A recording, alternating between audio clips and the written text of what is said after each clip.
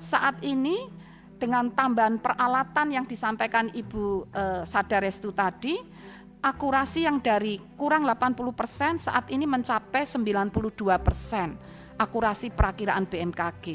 Prediksi El Nino BMKG alhamdulillah berkat dukungan Ibu Bapak 100% tepat. Ini 100% tepat. Nah, namun masih ada persoalan. Ternyata ruangan gedung ini jadi bukan gedung A yang dibangun di zaman Ibu Woro, bukan. Gedung itu masih sangat bagus. Namun ternyata gedung untuk comment center, untuk menyimpan komputer, menyimpan data untuk analisis, itu gedung bekas Kementerian Perhubungan yang perhubungan udara, dulu bekas Bandara Kemayoran. Jadi peringatan dini dari BMKG itu berasal dari gedung bekas Bandara Kemayoran yang dibangun tahun berapa Pak? 1980-an. Jadi usianya udah 40 tahun lebih. Dan yang berbahaya bukan usianya yang tua, tetapi ternyata karena dulu dirancang tidak untuk memberikan peringatan dini, ternyata berdiri di atas tanah lunak. Di bawah gedung itu sudah kami selidiki, tanahnya itu berair dan sepertinya rawa. Kalau terjadi guncangan gempa dengan kekuatan seperti di Palu, itu bisa seperti Balaroa, Pak. Jadi gedung itu kesedot ke dalam. Nah, bagaimana kami peralatan lengkap, komputer canggih, alat-alat sudah diganti, tapi gedungnya untuk mencet peringatan dini kesedot lebih dulu, Pak. Dan itu baru ketahuan sekarang setelah kami melakukan penyelidikan. Sehingga kami terpaksa mau tidak mau, itu sebenarnya tidak di dalam perencanaan karena baru ketahuan, Pak.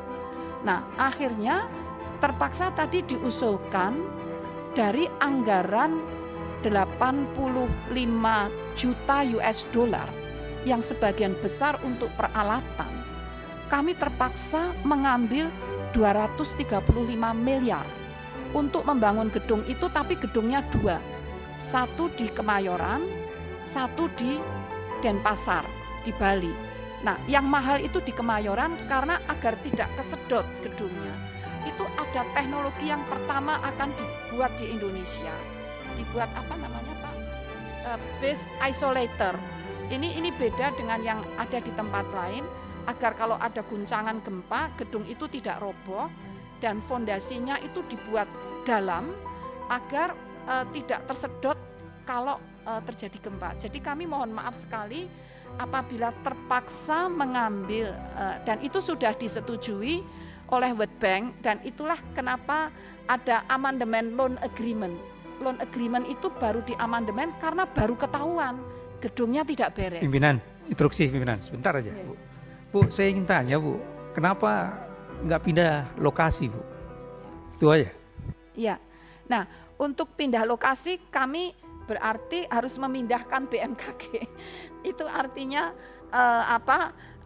biayanya lebih mahal. Dan kami sudah merencanakan untuk ke IKN, Pak. Nah, kami merencanakan pindah ke IKN sehingga waktu itu koordinasi dengan Menteri PUPR, ternyata untuk ke IKN belum siap.